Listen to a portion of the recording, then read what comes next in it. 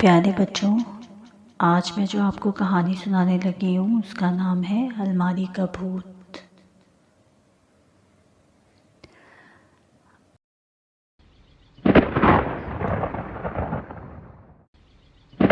آج پھر میری الماری کو کسی نے الٹ پلٹ کر رکھ دیا ہے۔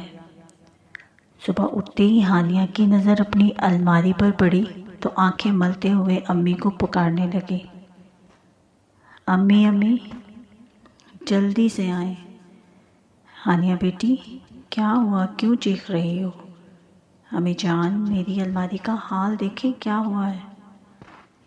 اس میں اتنا چیخنے کی کیا بات ہے، ناشتہ کر کے ٹھیک کر لینا۔ لیکن امی یہ کون کرتا ہے؟ میری چاکلیٹ اور چپس بھی غائب ہیں جو میں نے چھپا کر رکھی تھی۔ ہانیہ بیٹی ممکن ہے سونے سے پہلے نیند کی حالت میں تم نے کچھ نکالنے کے لیے ایسا کیا ہو، پھر تمہیں صبح اٹھنے کے بعد کچھ یاد نہ رہا ہو۔ امی مجھے تو لگتا ہے یہ سفیر نے کیا ہے۔ ہانیہ سفیر تمہارا چھوٹا بھائی ہے، اس کے پاس ان فضول شرارتوں کے لیے وقت ہی کہاں ہے۔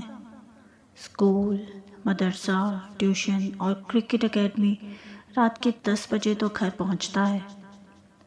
تو پھر ضرور میرے کمرے میں کوئی بھوت آ گیا ہے۔ ہانیہ کی باتوں پر امی مسکرا کر باورچی خانے میں چلی گئیں۔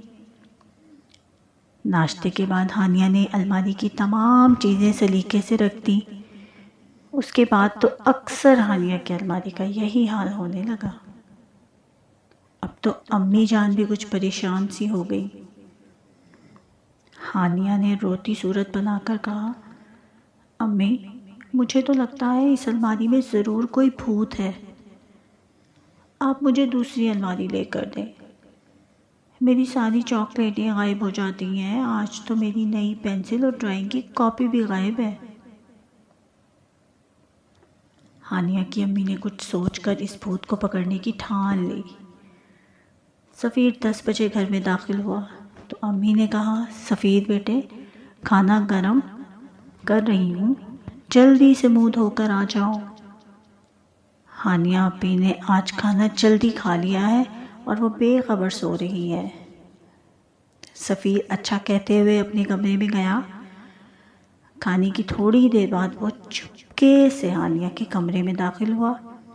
ہانیہ گہری نیند سو رہی تھی۔ سفیر مسکراتے ہوئے سوتی ہوئی ہانیہ کو دیکھ کر الماری کی طرف بڑھا اور آہستہ سے الماری کھولی۔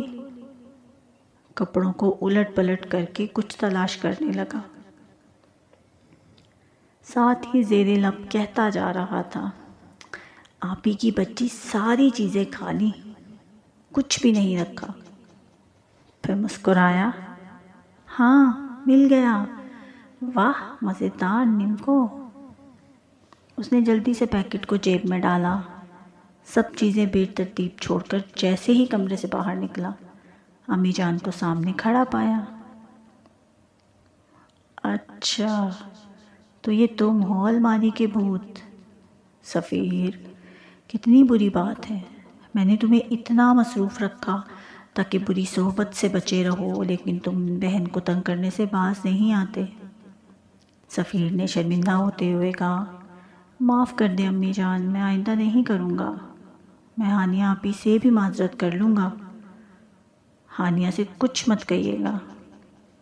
ہانیہ نے صبح اٹھ کر اپنی الماری کی یہ حالت دیکھی تو پھر چیخنے لگی۔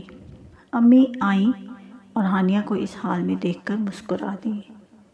ہانیہ بیٹی آج کے بعد ایسا کبھی نہیں ہوگا۔ ہانیہ بولی، سچ امی جان، آپ نے بھوت کو پکڑ لیا کیا؟ ہاں کل میں نے اور تمہارے بہادر بھائی نے مل کر بھوت پکڑ لیا۔ بھوت بڑا شرمندہ تھا اور اس نے کہا ہے کہ آئندہ ہانیہ کی الماری کی طرف نظر اٹھا کر بھی نہیں دیکھوں گا، اور دونوں کان پکڑ کر توبہ بھی کر لی ہے۔ ہانیہ نے سفیر کو گھورا تو امی نے سفیر سے کہا، سفیر رات کو بھوت نے کیا کہا؟ سفیر نے اپنے دونوں کان پکڑتے ہوئے کہا، بھوت نے کہا تھا آئندہ کبھی ہانیہ آپی کو تنگ نہیں کروں گا، اور ہاں بھوت نے یہ بھی واپس کر دیا ہے۔ یہ کہتے ہوئے اس نے جیب سے نمکو کا پیکٹ نکال کر ہانیہ کی طرف بڑھا دیا، اور تب پتہ چلا تھا کہ اصل بھوت تو ہانیہ کا بھائی تھا، جو اس سے مذاق کیا کرتا تھا اور اس کی چیزیں اپنے پاس رکھ لیا کرتا تھا۔ تو کیسی لگی آپ کو یہ آج کی کہانی؟ امید ہے آپ کو پسند آئی ہوگی۔ ہمارا چینل سبسکرائب کریں، لائک کریں اور شیئر کریں۔ ملتے ہیں نیکسٹ ویڈیو میں۔